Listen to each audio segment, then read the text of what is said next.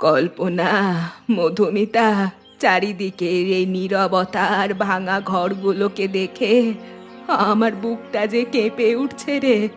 আমাদের জমানো শেষ সম্বলটুকুও তো এই পানির তোড়ে ভেসে গেল। শুধু আমাদের নয় গো দিদি, পুরো গ্রামের একই অবস্থা।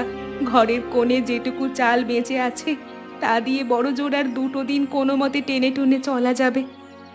এভাবে শুধু হাত গুটিয়ে বসে থাকলে তো আর আমাদের জীবন বাঁচবে না মেজদি। নতুন কিছু একটা করতেই হবে, যাতে আমরা সবাই মিলে এই সংকট থেকে উদ্ধার পাই।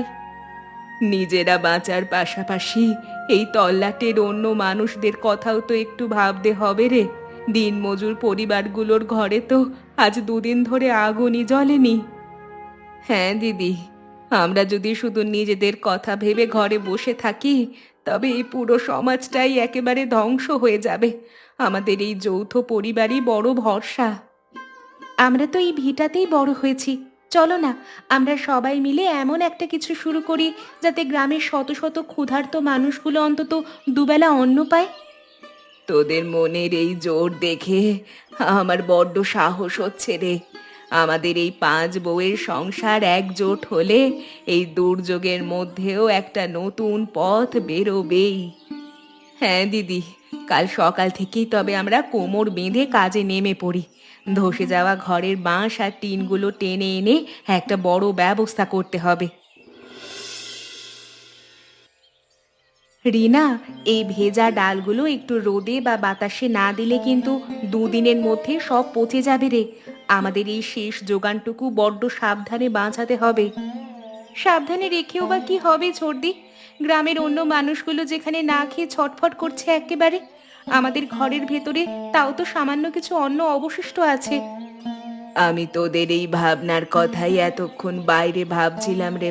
নিজেদের পেট ভরানোর চেয়ে এই দুর্যোগে আশেপাশের মানুষদের ক্ষুধা মেটানোই এখন সবচেয়ে বড় কাজ।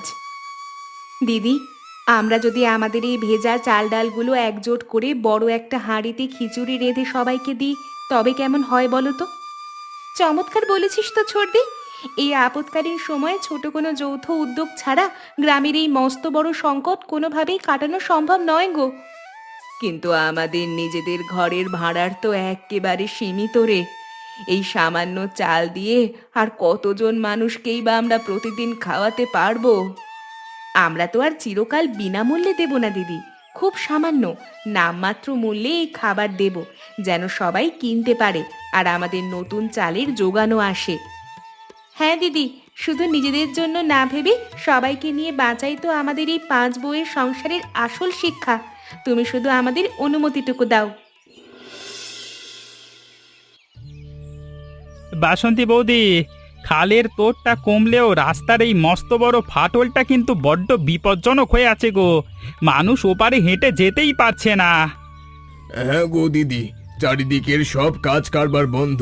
দিনমজুর মানুষগুলো এই কাদার মধ্যে একেবারে নিরুপায় হয়ে পড়েছে। কারো ঘরে উনুন জ্বলছে না। হরিপদ ভাই, গোপাল ঠাকুরপো, আমি তো তোমাদের এই কষ্টের কথা জানতেই এলাম। একা একা তো আর এই মস্ত বড় সংকট থেকে মুক্তি পাওয়া যাবে না।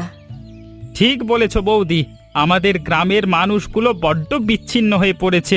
সবাইকে নিয়ে একটা যৌথ ব্যবস্থা গড়ে না তুললে এবার আর রক্ষে নেই। কিন্তু আমাদের মতো গরিব মানুষদের তো আর সেই ক্ষমতা নেই। নিজেদের ঘরের চালের হাঁড়িটা যেখানে শূন্য, সেখানে অন্য কি বা করব বলো? ক্ষমতার চেয়ে ইচ্ছে জোরটাই বড় ভাই।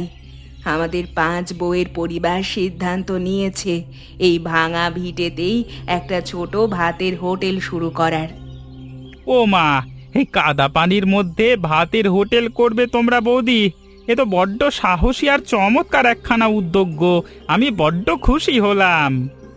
তোমরা যদি সত্যি এমন ব্যবস্থা করো দিদি, তবে আমরা দিনমজুরেরা আমাদের ঘরের সব শুকনো কাঠ আর শ্রম বিনামূল্যে তোমাদের এই কাজে দেব।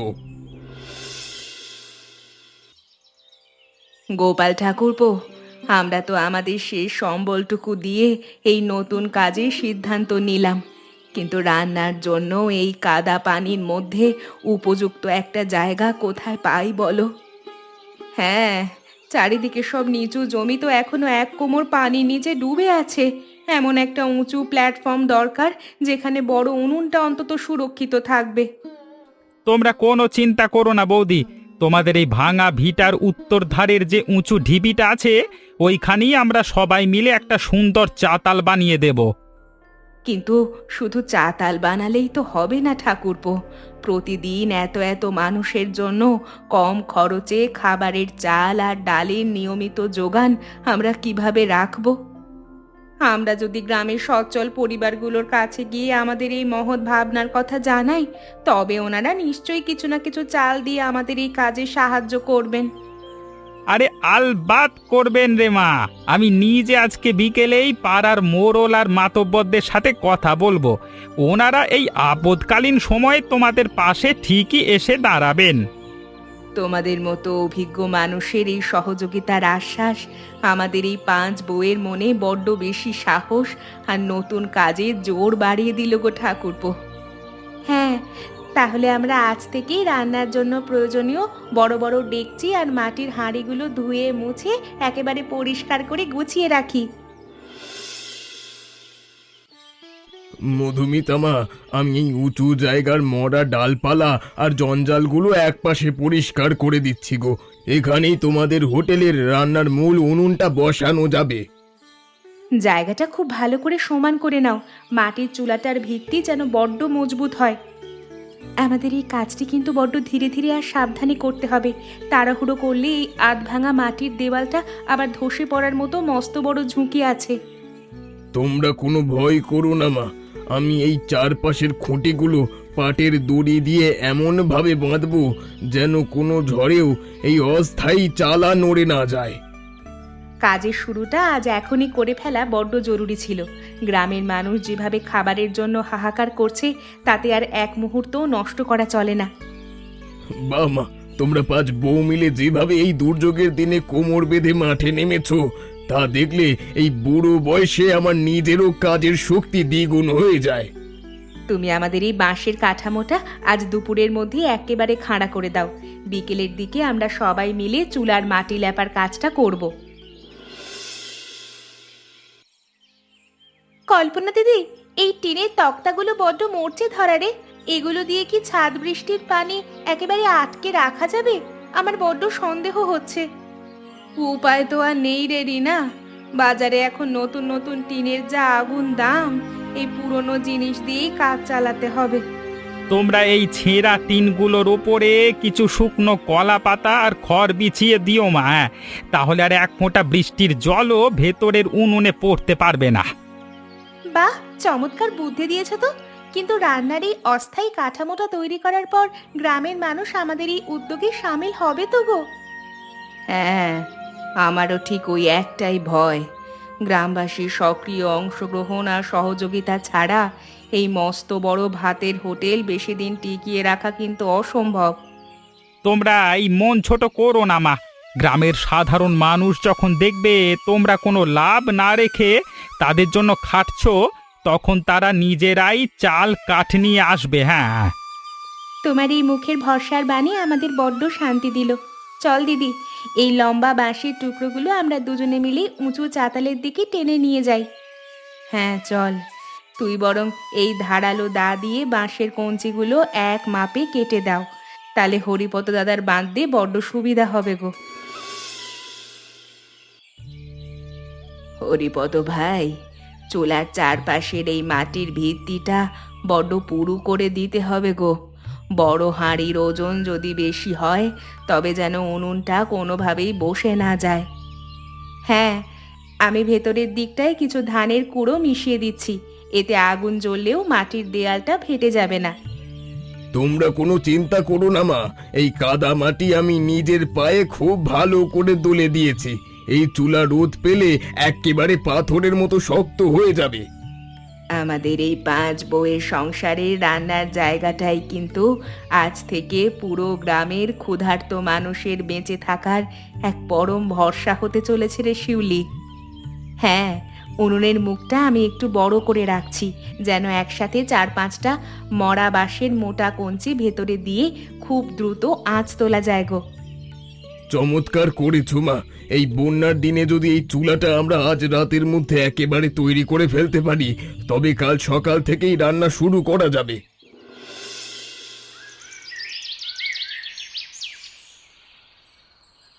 মধুমিতা, আমাদের ঘরের ভাঁড়ারে যেটুকু চাল আর মসুর ডাল অবশিষ্ট আছে তা দিয়ে বড়জোর কতজন মানুষের জন্য একবেলার খাবার তৈরি করা সম্ভব হবে রে?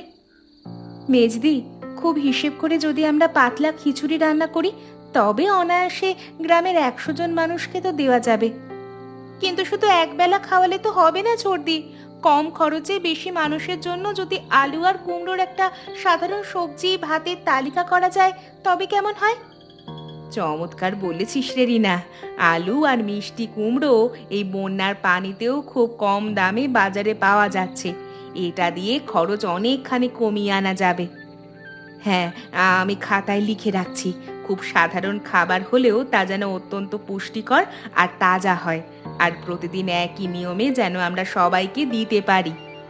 খাবারের দামটা যদি আমরা মাত্র 10 টাকা রাখি তবে দিনমজুর মানুষগুলো যেমন সহজে কিনতে পারবে, তেমনি আমাদের নতুন চাল কেনার আসল পুঁজিটাও উঠে আসবে। এটাই সবচেয়ে সঠিক সিদ্ধান্ত হয়েছে রে। লাভ করার তো কোনো প্রয়োজন নেই আমাদের। এই দুর্যোগে গ্রামের মানুষগুলো দুমুঠো খেয়ে বাঁচলে আমাদেরও ভালো হবে। হ্যাঁ মেজদি, খাবারের এই তালিকা চূড়ান্ত রইল। কাল ভোরবেলা থেকেই আমি আর রিনা বাজারে গিয়ে সস্তা দরের তরকারি আর চালের বস্তাগুলো নিয়ে আসবো। বাসন্তী বৌদি, সকাল সকাল পাড়ার জিতেন আর ভুবন মোড়লের বাড়ি গিয়ে আমাদের এই নতুন সস্তা রান্নাঘরের পরিকল্পনার কথা সবাইকে জানিয়ে এলাম গো। হ্যাঁ দিদি, মানুষ তো প্রথমে একটু অবাক হচ্ছিল, কিন্তু যখন শুনলো মাত্র 10 টাকায় পেট ভরা ভাত মিলবে তখন সবাই রাজি। জিতেন মোড়ল আমাদের এই কাজের জন্য কিছু সাহায্য করতে রাজি হলেন তো ভাই? ওনার ঘরের মাচায় তো প্রচুর পুরনো চাল আর শুকনো কাঠ মজুদ আছে। আলবাত রাজি হয়েছেন বৌদি। ওনারা তো বললেন 5 বউ মিলে যখন এত বড় একখানা পরোপকারের কাজ শুরু করেছো তখন ওনারা 2 বস্তা চাল বিনামূল্যে দেবেন। শুধু মোড়ল মশাই নন দিদি, পাড়ার অন্য সাধারণ পরিবারগুলো বলল যার ঘরে যেটুকু বাড়তি আলু আর শুকনো খড় আছে তারা আজ দুপুরেই ভিটাই এনে দেবে। মানুষের এই চমৎকার সাড়া আর সহযোগিতা দেখে আমার চোখ দুটো বড্ড খুশিতে ভরে উঠছে গো ভাই। একা চললে যা অসম্ভব ছিল আজ সবাই মিলে তা সহজ হলো। গ্রামের মানুষ খুব সহজেই আমাদের এই উদ্যোগে সামিল হচ্ছে বৌদি। যখন সবাই দেখবে কাজটা সত্যি হচ্ছে তখন সাহায্যের হাত আরো মস্ত বড় হবে। চলো তবে ভাই, আমরা আর দেরি না করে ঘরের দিকে যাই। রিনা আর মধুমিতা বাজার থেকে ফিরল কিনা দেখতে হবে। রান্নার সময় তো একেবারে হয়ে গেল। মেজদি, আজকের প্রথম দিনে রান্নার জন্য আমি 4 ধামা চাল আর দুয়ারি মুসুর ডাল একেবারে মেপে এই মাটির বড় গামলাটায় জল দিয়ে ভিজিয়ে রেখেছি গো। খুব ভালো করেছিস রে শিউলি। আমি সব হিসেব একেবারে চূড়ান্ত করে ফেলেছি গো মেজদি। আজ প্রথম দিন কোনো বিশৃঙ্খলা যেন না হয়, সেজন্য আমি আর রিনা বাইরের লোক সামলানোর কাজটা করব। হ্যাঁ, আর আমি আর বড়দি ঘরের ভেতরে বড় উনুনের পাড় থেকে তরকারি আর ভাতের হাঁড়িগুলো এক এক করে নামানোর কাজটা বড্ড সাবধানে গুছিয়ে নেব গো। কাজ এভাবে ভাগ করে নিলে রান্নার সময় কোনো ঝামেলা হবে না রে। শিউলি, তুই বরং এবার চাতালের কোণ থেকে শুকনো কাঠের টুকরোগুলো চুলার মুখে সাজিয়ে দে। বাজারের এই আলুগুলো বড্ড তাজা আর সুন্দর মিলেছে গো মেজদি। খোসা সমেত কাটায় তরকারির পরিমাণ যেমন বাড়বে তেমনি মানুষের পেটটাও বড্ড ভালো ভরবে। এই দুর্যোগের দিনে মানুষ একটু বেশি করে তরকারি দিয়ে পেট ভরে দুমুঠো ভাত খেতে পারলেই আমাদের এই এত বড় খাটুনি একেবারে সার্থক হবে। তোরা আর কথা না বাড়িয়ে হাত চালা জলদি, বেলা কিন্তু বড্ড বেশি গড়িয়ে যাচ্ছে। প্রথম দিনের ক্রেতারা হয়তো এতক্ষণে খালের ঘাটে নৌকা নিয়ে এসে পড়েছে। বড়দি, খালের ঘাটের ওপার থেকে পাড়ার প্রায় 30-40 জন মানুষ একেবারে থালা আর বাটি হাতে নিয়ে লাইনে দাঁড়িয়ে পড়েছে গো। রান্নাঘরে বড্ড ভিড় বাড়ছে। তুই একদম ঘাবড়াস না রে রিনা। গোপাল ঠাকুরপো, দাঁড়িয়ে ক্রেতাদের একটু সারিবদ্ধভাবে আসতে বলো। হ্যাঁ বৌদি, আমি তো বাইরে কাঠের বেঞ্চটা পেতে সবাইকে এক এক করে বসতে বলছি। প্রথম প্রথম একটু ভিড় হবে, তবে সবাই মিলে পরিস্থিতি ঠিক সামলে নেব। বাজারে জিতেন মোড়ল যে 2 বস্তা চাল পাঠিয়েছিল, তার প্রথম বস্তাটা কিন্তু আজকের এই দুপুরের রান্নাতেই একেবারে শেষ হয়ে গেল গো বর্দি। চাল শেষ হলে হোক রে, বাইরের ওই ক্ষুধার্ত মানুষগুলোর মুখে আজ গরম অন্ন তুলে দেওয়ার যে আনন্দ, তার চেয়ে বড় কোনো সম্পদ এই পৃথিবীতে নেই। একেবারে খাঁটি কথা বলেছ বৌদি। এই 5 বউয়ের সংসারের কর্মযোগ্য দেখতে আজকে ওপার গাঁয়ের মাতব্বর মশাইও ঘাটে এসে অনেকক্ষণ দাঁড়িয়েছিলেন গো। ওনারা প্রশংসা করলেই আমাদের কাজের দায়িত্ব আরো অনেক বেড়ে যায়। হ্যাঁ রে রিনা, তুই জলদি হাত চালা। গোপাল ঠাকুরপো, তুমি বাইরের লাইনের প্রথম 5 জনকে এবার থালা হাতে ভেতরে চলে আসাতে ইশারা করে দাও তো। কল্পনা মা, এই কোণের দিনমজুর ভাইটির পাতে আর একটু বেশি করে আলুর তরকারি আর ডাল দাও তো মা। লোকটা আজ 3 দিন পর কাজে বের হতে পেরেছে। হ্যাঁ, আমি সবার পাতেই সমানভাবে খাবার দিচ্ছি।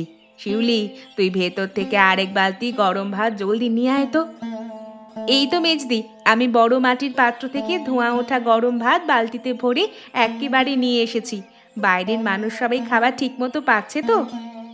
ভিড় যেভাবে বাড়ছে, তাতে আমাদের পরিবেশনের গতি আরো একটু বাড়াতে হবে, না হলে পেছনের লাইনের মানুষগুলো বড্ড বেশি সময় রোদে দাঁড়িয়ে কষ্ট পাবে। মেজদি, তুমি কোনো চিন্তা করো না, আমি আর হরিপদ দুজনে মিলে এই লাইনের বাকি 20 জন মানুষের থালাগুলো খুব দ্রুত সাজিয়ে দিচ্ছি গো। হ্যাঁ মা, আমাদের এই নতুন উদ্যোগটি এখন একেবারে বাস্তব রূপ নিচ্ছে গো। মাত্র 10 টাকা এমন তাজা খাবার পেয়ে মানুষ বড্ড তৃপ্তি করে খাচ্ছে। আমাদের এই কাজের পুরো কৃতিত্ব কিন্তু তোমাদের মতো প্রতিবেশীদের। তোমরা পাশে না দাঁড়ালে এই কাদা পানির মধ্যে আমরা একা কিছুই করতে পারতাম না। রিনা, জিতেন মোড়লের বাড়ি থেকে আজ নতুন করে আরো 2 বস্তা চাল আর 1 গাড়ি শুকনো বাবলা কাঠ একেবারে বিনামূল্যে আমাদের এই রান্নাঘরের জন্য মিলেছে রে। হ্যাঁ ছোটদি, আমি তো বাজারে গিয়ে অবাক হয়ে গেলাম। মানুষ একেবারে স্বেচ্ছায় আমাদের এই কাজে সাহায্য করছে গো।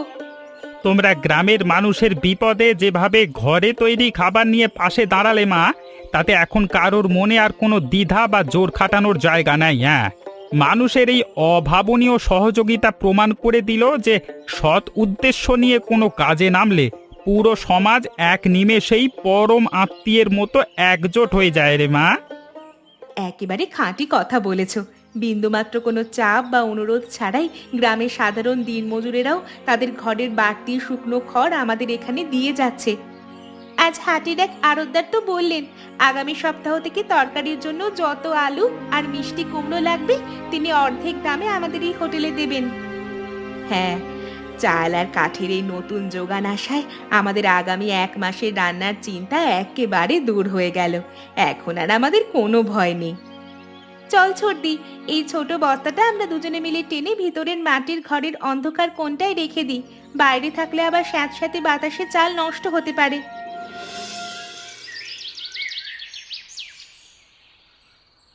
শিউলি রে, আজ রাতের খাবারের পর ক্যাশ বাক্সটা হিসেব করে দেখলাম, আমাদের কিন্তু 1 টাকারও লোকসান হয়নি, অথচ গ্রামের সব মানুষ পেট ভরে খেলো। হ্যাঁ দিদি, এই সস্তা উদ্যোগটি এখন আর শুধু আমাদের 5 বউয়ের পরিবারের নিজস্ব কোনো কাজ নয় গো। হরিপদ ভাই, যখন প্রথম এই কাদা পানির মধ্যে কাজটা শুরু করেছিলাম, তখন মনে বড্ড সংশয় ছিল। আজ মনে হচ্ছে সবাইকে নিয়ে বাঁচার মধ্যেই আসল আনন্দ। হ্যাঁ, ওপার পাড়ার অভাবী মায়েরা তো বলছিলেন কাল সকাল থেকে ওনারাও আমাদের এই রান্নাঘরে এসে তরকারি কাটা আর উনুন লেপার কাজে হাত লাগাবেন। মানুষের এই একতা আর ভালোবাসাই আমাদের এই 5 বউয়ের সংসারের সবচেয়ে বড় সম্পদ ভাই। আমরা সবাই মিলে এই রান্নাঘর চিরকাল বড্ড যত্নে টিকিয়ে রাখবো। হ্যাঁ, কাল ভোরবেলা রান্নার জন্য আমি আজ রাতেই মাটির মস্ত বড় হাঁড়িতে জল ঢেকে রেখেছি, যেন হরিপদ দাদা সকালে এসেই দ্রুত আগুন দিতে পারেন।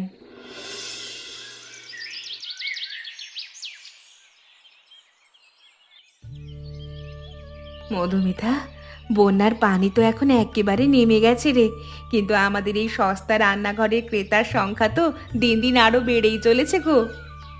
হ্যাঁ মেজদি, সেজন্যই তো আমরা এই রান্নাঘরকে একটা স্থায়ী ছোট কমিউনিটি কিচেনে পরিণত করার পরিকল্পনা করছি। বড্ড চমৎকার ভাবনা রে মা। গ্রামের মোড়ল মশাইও বলছিলেন এখন থেকে প্রতি মাসে গ্রামের প্রতিটি সচ্ছল পরিবার নিয়মতান্ত্রিকভাবে এখানে আর্থিক সাহায্য পাঠাবে। ওনারা যদি মাসিকভাবে এই চাল আর টাকার যোগানটুকু চালু রাখেন, তবে আমাদের এই 5 বউয়ের পক্ষে সারা বছর এই হোটেল চালানো বড্ড সহজ হবে। হ্যাঁ, আর আমরা সিদ্ধান্ত নিয়েছি প্রতি রবিবার গ্রামের যেসব অনাথ শিশু আর বৃদ্ধ আছেন তাদের এই হোটেল থেকে একেবারে বিনামূল্যে খাবার দেওয়া হবে। তোদের তো এই মানবিক বুদ্ধি আর নিয়মতান্ত্রিক দূরদর্শিতা দেখে আমার এই বুড়ো বয়সে বড্ড আনন্দ হচ্ছে রে মা। তোরা সত্যি গ্রামের মস্ত বড় মুখ উজ্জ্বল করলি। এই নতুন নিয়মের খসড়াটা আজ বিকেলেই আমরা বড়দির হাতে তুলে দেব ছোট। গ্রামের মানুষ যেভাবে পাশে আছে, আমাদের এই রান্নাঘর স্থায়ী রূপ পাবেই। বড়দি, চারিদিকের বন্যার পানি এখন একেবারে নেমে গিয়ে মাঠের মাটি চেনা রূপে জেগে উঠেছে গো, অথচ আমাদের এই সস্তা ভাতের হোটেল আগের মতোই চলছে।